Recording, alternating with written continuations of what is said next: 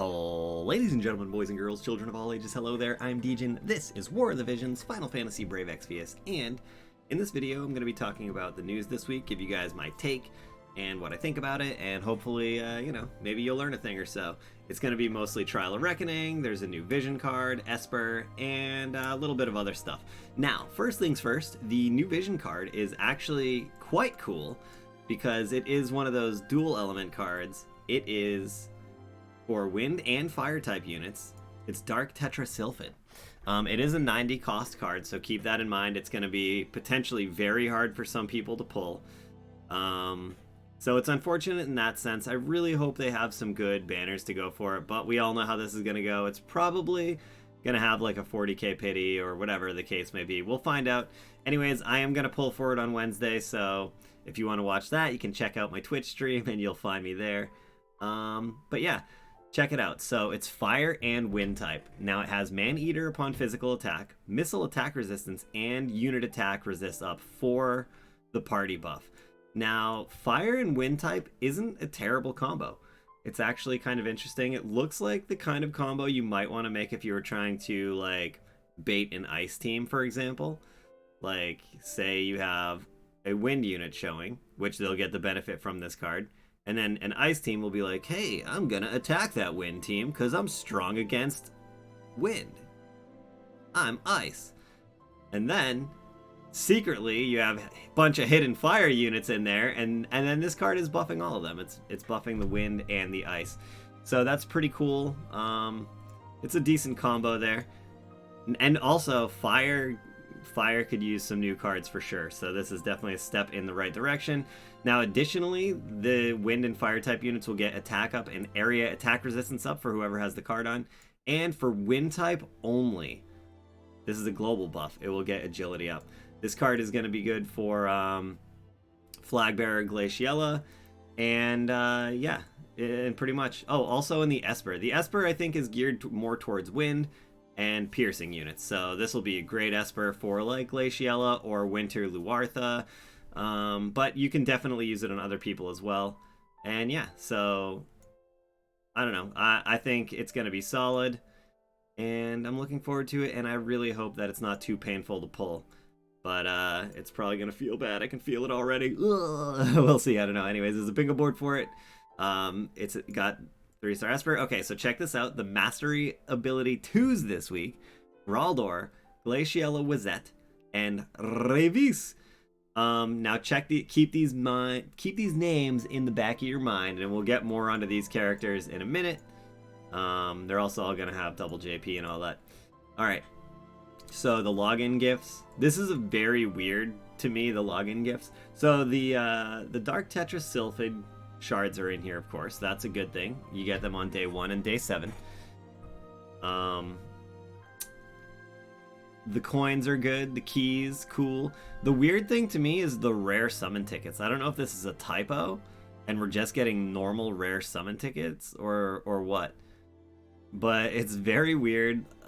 I personally haven't used a rare summon ticket in probably over a year. I don't know. These tickets, they're pretty generic. I don't know. I'm not trying to be a negative Nancy here or anything, but I do think that if these are just regular rare summon tickets, that's kind of strange. Dark Tetra Sylphid won't even be on that banner. But, you know, whatever. They'll still be helpful to some people, I guess. So there's going to be daily missions with more energy. We already have the login energy every day now, or like the every 8 hours, I think. Yeah, every 8 hours, I believe we get 200 energy. But there will be daily missions for even more energy, as well as Guild Snappers and other things. Guild Gift Campaign ×3. Alright, that's not all though. The big thing this week is the Trial of Reckoning. So we're getting the Final Fantasy XIII Trial of Reckoning. If you guys know me, you know that I like Trials of Reckoning a lot. I go pretty hard on them.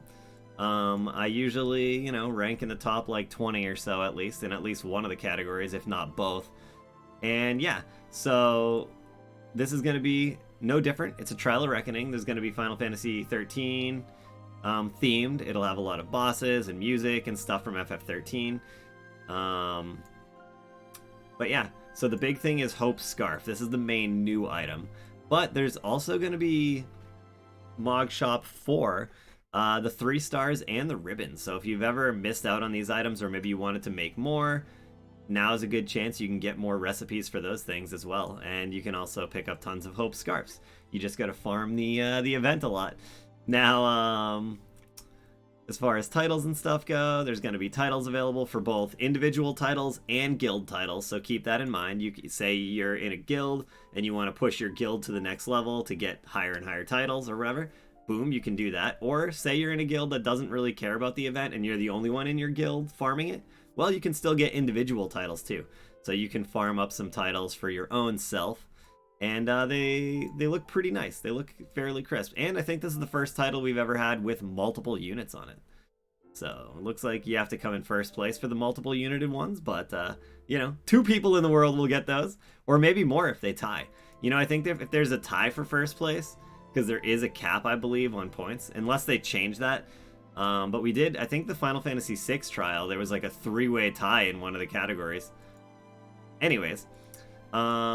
So, alright, let's get into the bonus units. Now, the XL bonus units, these are going to be the best bang for your buck to use in your farming parties. Hope, Lightning, and Snow. So all the Final Fantasy XIII units are XL, okay? Now, the Final Fantasy Tactics units and Glaciella Flagbearer, the new one we just got last week, those are L bonus. So you want to make a party for your farming, basically with as much bonus as you can. M and S are on here as well. And also, Raldor, Glaciella Wazette, and Raivis. They are all in here as well, and that's why I said keep those names in your mind, because not only are they getting MA2s this week, they're also bonus units. Now, Gafgarian and Mustadio are the free Final Fantasy Tactics units. Well, Gafgarian's free, Mustadio is just the MR, but they're the lesser tier Tactics units. They're just an S bonus. Another thing I want to point out is Charlotte, Elsorel, and Corwell are all medium bonus units. It's interesting because both Charlotte and Elsorel have been bonus units in many trials for us. And I have 10k units, or no, sorry, 10k missions cleared titles on both of those units because of how many times they've been bonus units. It's pretty cool though. Charlotte has a nice kit for some useful stuff, and so does Elsorel. And also Corwell himself, not too shabby. He's good for one of the same reasons as Elsorel. They're both really good at chaining. Slash chaining, because they both have multi-hit slashing moves. Corwell, you might be like, well, Corwell uses a bow and arrow. Why has he got a slashing move? He just does. He's got Nightblade sub, so he has that Drain Blade triple hit. It's pretty nice. Now, yeah, so that's the big thing for the bonus units. Again, maybe you guys want to set XL bonus units in your friend slots as much as you can. Now, here's the bonus vision cards, okay? So the 3 Final Fantasy XIII vision cards are all XL. So that's Shiva's Chosen, Odin's Chosen, and Alexander's Chosen. Now, the Final Fantasy Tactics vision cards, Blades of Grass and Scion of House Bjol, they're L, as well as Vexing Vortex Dark Tetra. So, the Dark Tetra card that's coming out this week is also going to be an L bonus card. Alright? So, going over these real quick, of course, the Final Fantasy XIII cards, that's a no-brainer. Gonna use those because XL bonus is great. Keep in mind, you want to have a bonus card in as many slots as possible. So the main slot and the sub slot. So if you have all of these cards, you're going to be using all of them. But yeah, and Blades of Grass and Scion, they're good too, because even though Blades of Grass is like a fire card and Scion's a light card, they also have just those like generic no elemental buffs, so you'll get agility, and I guess one is accuracy, which there's probably not going to be any need for accuracy in a Trial of Reckoning, but who knows, maybe there will. And then Vexing Vortex, we already know that is for wind and fire, but it doesn't matter. Even if you have a party that consists of no wind or fire units, for example, you still might want to throw these cards in there just because the bonus makes that much difference for score. And when you have a better score, you have higher scores, and in turn you get more rewards, more coins at the end, more currency, so you'll be able to get more boss runs, you'll be able to do more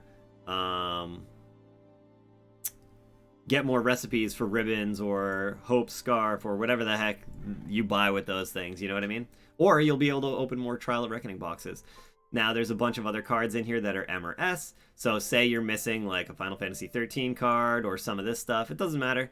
There's a bunch of older cards in here. Igon, This is an old Esper that probably most people have by now. Or Esper/Vision card. The card is going to be a bonus unit.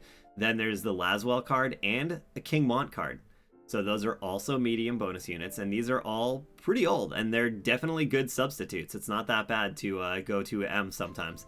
Red Chocobo, that is the Tactics Esper. And for some other small bonuses, there's Glacial, Marilith, and Unreaching Affection.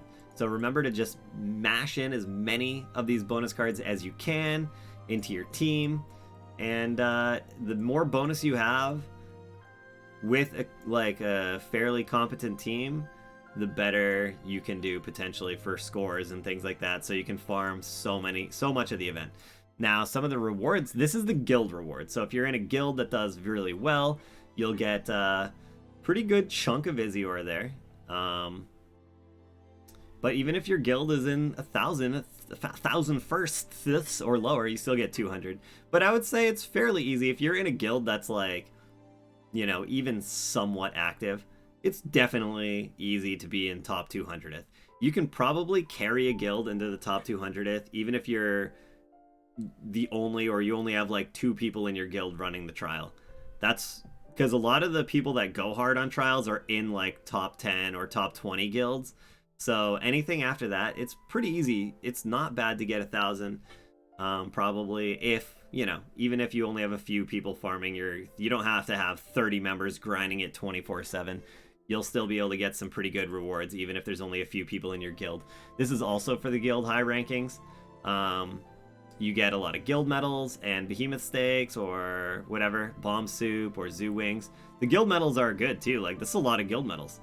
Even if you're in 1,000, getting 1,200 guild medals in one batch like that, that's really nice. Like, that's a good chunk of guild medals right there.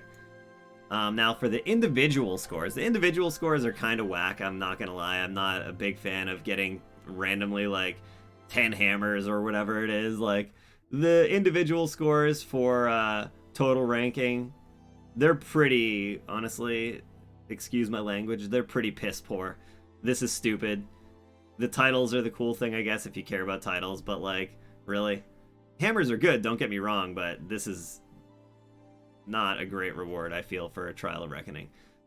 Now for the individual high scores, you get more Trial of Reckoning medals. Again, the reward here, I feel, is a little on the weak side.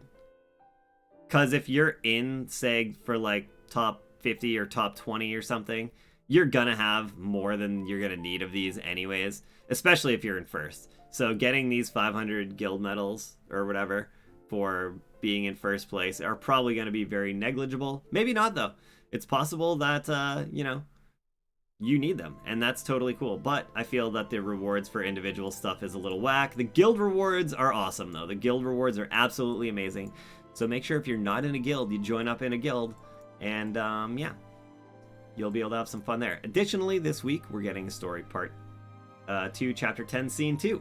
I will be waiting until after the Trial of Reckoning is finished before I continue with the story, because I don't want to use energy on this when I could be using it on Trial and getting some really good rewards. And the story's not going anywhere. This is a permanent event. So anyways, this was way longer than I wanted it to be. I think I covered everything. I blabbed on way too much about trials that I wanted to, probably. I don't know. But yeah, thank you so much for watching. Hopefully you have good luck in your Tetra pulls. Hopefully you enjoy the trial and have an amazing day. I'll be pulling live on stream for the card myself, but if you're not there live, I'll also upload the pulls to the YouTube channel after I'm done. So hopefully you guys enjoy that, and I'll see you in the next one. Bye. See ya.